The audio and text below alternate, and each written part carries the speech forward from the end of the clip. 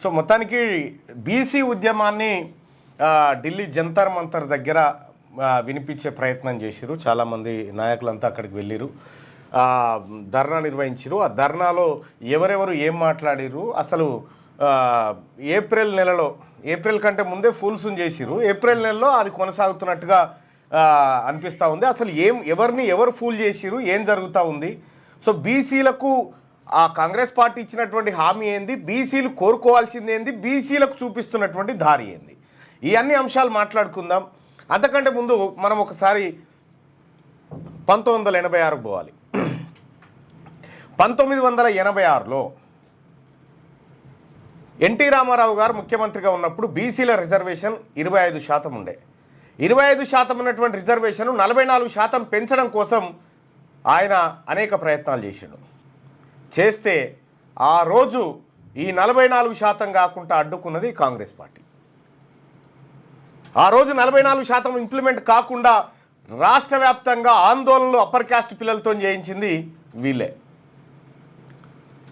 So ఆ రోజు 25 ఉన్నదాన్ని 44% చేయడానికి ఏ వర్గాలైతే అడ్డుకున్నాయో ఆ వర్గాలే ఢిల్లీలో జంతర్ మంతర్ దగ్గర కూర్చొని బీసీలకు రిజర్వేషన్ కావాలని కొట్లాడు అత్యంత విచిత్రమైనటువంటి అంశం. సో దీనికి అనేకమైనటువంటి అంశాలను చూడొచ్చు. దేవులపల్లి అమర్ గారు రాసినటువంటి ది డెక్కన్ పాలిటిక్స్ అనేటువంటి పుస్తకంలో క్లియర్గా ఆ రోజు రిజర్వేషన్లను బీసీలకు రిజర్వేషన్లు పెంచాలనేటువంటి ఆకాంక్ష తోటి ఎన్టీ రామారావు గారు ముందుకు పోయినప్పుడు దాన్ని అడ్డుకున్నది ఎవరు అనేటువంటి అంశాలన్నీ కులంకషంగా దాంట్లో వివరాలతో సహా ది డెక్కన్ పాలిటిక్స్ దేవులపల్లి అమర్ రాసినటువంటి పుస్తకంలో ఉంటుంది. మీరు కావాలంటే కొంత రిఫర్ చేసుకోవచ్చు, అంటే దాన్ని పరిశీలించుకోవచ్చు. సో అట్లా బీసీల రిజర్వేషన్ ప్రక్రియ ముందుకు పోతూ ఉంది. సో నిజంగా బీసీలకు రిజర్వేషన్ ఇస్తున్నాం పో అని నరేంద్ర మోడీ గారు చెప్పిండు అనుకో, అక్కడి పోయినటువంటి అగ్రకుల నాయకులే దాన్ని శిల్యం కళ్యాణ్ చేసి వస్తారు. మీకేదో రిజర్వేషన్లు పెంచి ఇచ్చేటువంటి ఆలోచన వాళ్ళకు ఉందని మీరు అనుకుంటే అంతకు మించిన పొరపాటు ఇంకోటి లేదు. ఎందుకు చెప్తా ఉన్నామంటే వాళ్ళ గత హిస్టరీ అంతా చూడండి. ఇక్కడ నీ కులాన్నే లెక్క పెట్టడానికి, పూర్తి స్థాయిలో లెక్క పెట్టడానికి తప్పుడు లెక్కలు సృష్టించినటువంటి వ్యక్తులు బీసీల రిజర్వేషన్ కోసం మేము పోరాడతామని చెప్పి ఇక్కడ నేను ఒక మాట చెప్తా ఉన్నా. ముఖ్యమంత్రి రేవంత్ రెడ్డి గారు ప్రధానమంత్రికో లేఖ రాసిన అఖిల పక్షాన్ని తీసుకొస్తామని. ఏమైందా లేఖ? వాట్ ఈస్ దాని రిప్లై ఏంది? ఏమొచ్చింది? ప్రధానమంత్రి కార్యాలయం నుంచి వచ్చిన రిప్లై ఏంది? నువ్వు తీసుకుపోతున్నటువంటి అఖిల పక్షాన్ని రెడీ చేసినావా? ఎంతమందిని పిలిచినావు? అందరిని రెడీ చేసినావా? పాపం ఈ బీసీ సంఘాలను తీసుకుపోయి వాళ్ళతో ధర్నా చేయించి నీ మెడలున్న పాము తీసి భారతీయ జనతా పార్టీ మీద ఇసిరేసి వచ్చే ప్రయత్నం చేసినావు. కానీ ఒకటి, ఇక్కడ నీ లెక్కలే తప్పుడు లెక్కలు. రెండోది, 1986లో ఏ విధంగానైతే ఈ అగ్రవర్ణాలు బీసీ రిజర్వేషన్లను అడ్డుకోవాలని చూసినావో సేమ్ సిచ్యువేషన్ ఇక్కడ కూడా కనిపిస్తుంది. మీరు చూడండి, ఆ రోజు పుంజాల శివశంకర్ గారు అనేకమైనటువంటి ఒత్తిడి ఎన్టీ రామారావు గారి మీద పెట్టినప్పటికి కూడా అగ్రవర్ణాలకు హైకోర్టు ఆదేశాలకు తలొగ్గి పనిచేయాల్సినటువంటి పరిస్థితి వచ్చింది. సో అక్కడి నుంచి అంతకంటే ముందు కూడా ఈ కుట్రలు కుతంత్రాలు ఉన్నాయి. కానీ ఇక్కడ మనం గమనించాల్సింది ఏంటంటే, ఇప్పుడు అక్కడికి పోయినటువంటి కోదండరామరెడ్డి గారు కానీ, రేవంత్ రెడ్డి గారు కానీ, ఇంకెవరైతే పోయారు వాళ్ళందరూ కూడా నిజంగా బీసీలకు 42% రాజకీయ వాటా ఇస్తున్నాం పో అంటే ఆ ధర్నా జంతర్ మంతర్ ధర్నా టెంట్లు బీకి కిందేసి పలగొట్టి వస్తారు వీళ్ళే. ఇదొకటి. రెండో విషయం చెప్తా ఉన్నా, ముఖ్యమంత్రి రేవంత్ రెడ్డి గారిని అలాగే మా బీసీ సంఘాల నాయకులకు చెప్తా ఉన్నా, అసెంబ్లీలో బిల్లు పాస్ అయింది. బిల్లు పాస్ అయిన తర్వాత గవర్నర్ గారికి పంపించారు. గవర్నర్ దగ్గరే ఉంది అని 2-3 రోజుల కింద మన పేపర్లో వార్తలు వచ్చినాయి. బిల్లు కాయిదమే గవర్నర్ దగ్గర ఉంటే ఢిల్లీకి పోయి లొల్లేంది?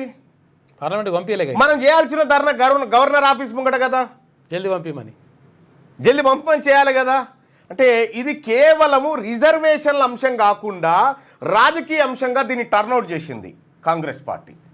సో 1986లో కాంగ్రెస్ పార్టీ చేసినటువంటి ప్రధాన ఆరోపణ కూడా ఇదే.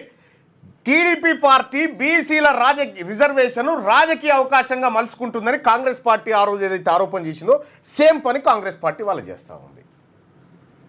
నేను అడుగుతా ఉన్నా, ముఖ్యమంత్రి రేవంత్ రెడ్డి గారు బిల్లు కాగితం ఈయనే ఉండే,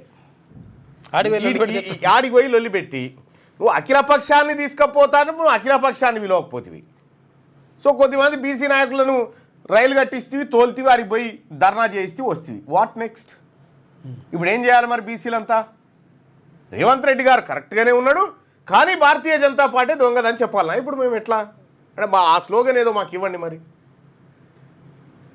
ప్రజలారా, వీళ్ళు మనకు రిజర్వేషన్లు ఇవ్వడం కోసం జరుగుతున్నటువంటిది కాదు ఇది. ఈ మనకిచ్చే రిజర్వేషన్ల మాటను ఈడబ్ల్యూఎస్ కోటాను బలంగా నిర్మించుకోవడం కోసం చేస్తున్నటువంటి ప్రయత్నం ఇదంతా. మనం ఇక్కడ గమనిస్తే నిజంగా రేవంత్ రెడ్డి గారు బీసీలకు 42% ఇవ్వాలని ఆడ మనం వార్ చేస్తూ ఉన్నాం కదా, డైలాగులు కొడుతున్నాం కదా. ఇప్పుడు 18 మంత్రి పదవుల్లో బీసీల వాటా 8 రావాలి, 42% నీ లెక్క ప్రకారం. 42% బీసీల వాటా 8 మంత్రి పదవులు రావాలి. ఇప్పుడు 6 రాబోతా ఉన్నాయి. ఈ 2 ఇవి 6 ఇచ్చేసేది. ఈ 6 ప్లస్ ఈ 2, ఈ 8 42% పూర్తి చేసి 42% మంత్రి పదవులు బీసీలకు ఇచ్చినాం మేము అని ఒక మాట చెప్పు. రెండో మాట, మరి ఎస్సీ ఎస్టీలకు ఎట్లా అంటే ఇప్పటికే అగ్రవర్ణాలు 6-7 స్టేజ్ కూర్చున్నారు, 7 ఉన్నారు. తీసేసి 7 ఉన్నారు కదా. 7% లేనటువంటి జనాభా మీది కాబట్టి మీ దాంట్లోంచి ఒక 4 రాజీనామా చేయండి. 4 మంత్రులను తీసేసి ఎస్సీ ఎస్టీ మైనారిటీలకు ఇవ్వండి. ఎస్, ఇగో ఇప్పుడు ఇది చేసి ఇక మేము చేసిన నరేంద్ర మోడీ గారు మా తానా సామాజిక న్యాయం 42% రిజర్వేషన్. ఇప్పుడు మంత్రి పదవులు బీసీలకు ఇస్తా అంటే, బీసీ నాయకులకు ఇస్తా అంటే నరేంద్ర మోడీ గారు అయితే అడ్డుకునేది లేదు. పార్లమెంట్ అనుమతి అవసరం లేదు, సుప్రీంకోర్టు దీవెనలు అంతకంటే ఎక్కర్లేదు. కేవలం కాంగ్రెస్ పార్టీ 42% రిజర్వేషన్ మంత్రి పదవులలో ఫస్ట్ కల్పించు. ఇప్పుడు తక్షణం చేతులు ఉన్నటువంటి కార్యక్రమం అది. ఇది చేసి ఆడ చూపెట్టిగా ఇక్కడ బిల్లు కాయిదాలు గవర్నర్ ఆఫీస్లో ఉంటాయి హైదరాబాద్లో. ఈ హైదరాబాద్ కాయిదా మాట పంపమని చెప్పవు, చెప్తే చెప్పినవో ఏమో తెలియదు. మొన్న పోయి కలిసినప్పుడు మరి మేము బీసీలం పోయి ధర్నా చేయాల్సింది గవర్నర్ ఆఫీస్ ముంగటైతే మనం జంతర్ మంతర్ కాడికి ఎట్లా దొరకపోయినాం? ఎందుకు, దేనికోసం అన్నట్టు? నిజంగా కాగితం అక్కడికి పోయింది అనుకుందాం. కాగితం అక్కడికి పోయింది 42% రిజర్వేషన్ కోసం మనం అంతా పోరాటం. రాహుల్ గాంధీ గారు ఎందుకు రాలే ఆ కార్యక్రమానికి? ఎస్, మనం పొలిటికల్ డ్రామా ఆడుతున్నాం అనేటువంటి విషయం రాహుల్ గాంధీ గారికి కూడా తెలుసు. ఎందుకనంటే ఇక్కడ ఆయన జిరాక్స్ తీయమన్నాడు అన్ని కులాలది.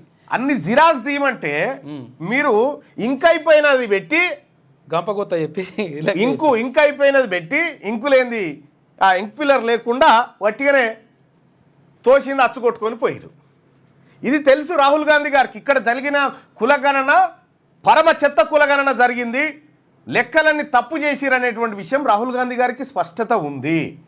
రాహుల్ గాంధీ గారు ఈయన లెక్కను పట్టుకొని పోతే దేశవ్యాప్తంగా డ్యామేజ్ అవుతాడు, దేశవ్యాప్తంగా. ఇప్పుడు కాంగ్రెస్ పార్టీ ముందు ఉన్నటువంటి పంచాయతీ, ఇప్పుడు ఇవాళ మంత్రివర్గ విస్తరణ 3 తారీఖు అని చాలామంది అనుకున్నారు. లేదు, ఇక మంత్రివర్గ విస్తరణ వాయిదా పడ్డది. ఎందుకు వాయిదా పడ్డదంటే నువ్వు 42% మంత్రి పదవులు ఈ బీసీ వర్గాలకు ఇచ్చిస్తే నువ్వు ఇంకొకరిని అడగడానికి ఛాన్స్ ఉంటుంది. ఇప్పుడు 7 అప్పర్ క్యాస్ట్ వాళ్ళు మంత్రులు ఉన్నారు కదా, ఇందులో మినిమం 4 వాళ్ళతో రాజీనామా చేయించి అవి ఎస్సీ ఎస్టీ మైనారిటీ వర్గాలకు ఇచ్చేసి ఇప్పుడు రాబోతున్నటువంటి 6 మంత్రి పదవులు బీసీలకు ఇస్తే అవి మీరు చెప్పిన 42% అరే ఎంత చక్కగా చేసిర్రా. రాహుల్ గాంధీ గారు కూడా ఎర్రకోట కాడ నిలబడి గర్జించవచ్చు, చూసిరా మా తెలంగాణలో ఎట్లా వంచినాం బీసీలకని. మన చేతులు ఉన్నది మనం ఇంప్లిమెంట్ చేయకుండా, మనం ఇవ్వాల్సింది ఇవ్వకుండా, ఒంటె పెదవులకు నక్కాశ పడ్డట్టుగా ఇప్పుడు ఆడికి తీసుకుపోయి ఢిల్లీకి జంతర్ మంతర్ కాడికి తీసుకుపోయి ధూమ్ధామ్ చేపిస్తే వస్తుంది. ఇప్పుడు మా బీసీ సంఘాల నాయకులు కూడా మేము అందరికి చెప్తా ఉన్నాం, అందరు నాయకులు ఎవరైతే ఉన్నారో 42% వాటా ఈ మంత్రి పదవులలో ఈ బీసీ వర్గాలకు సంబంధించినటువంటి ఎమ్మెల్యేలు ఉన్నారు కదా. మా రజకుడు ఎవరు, ఇల్లపల్లి శంకర్ ఉన్నాడు, మా బీర్ లైలే ఉన్నాడు కుర్మా ఆయన, లేకపోతే మా శ్రీహరి ఉన్నాడు, ఇట్లా చాలా మంది ఉన్నారు కదా, 9 మంది. ఆది శ్రీనివాస్ ఉన్నాడు, మా రాజ్ ఠాకూర్ ఉన్నాడు, ఇట్లా ఉన్నారు కదా. వీళ్ళకి వీళ్ళకి ఇచ్చి 42% రిజర్వేషన్ మేము ఇంప్లిమెంట్ చేసినామని గల్లు ఎగిరేరి అప్పుడు మీ నిజాయితీ బయటకు వస్తుంది. ముఖ్యమంత్రి ఎవరికి ఇవ్వాలనుకుంటే వాళ్ళకి ఇవ్వచ్చు మంత్రి పదవులు, ఎవరిని మీ తీశారు నిర్ణయమే కదా. ఇక దీనికి ఇవ్వడదు. మీ మనసులోపట మీ పేగులు, ఆయన ఏమనుకుంటారు, మీ కాలేయము, మీ కిడ్నీలు అన్నీ కూడా బీసీ బీసీ బీసీ బీసీ అంటున్నాయి. కాబట్టి ఫస్ట్ ఈ మంత్రి పదవుల కాడ ఇంప్లిమెంట్ చేయి, ఈడ చేసి అది చూపెట్టు మాకు.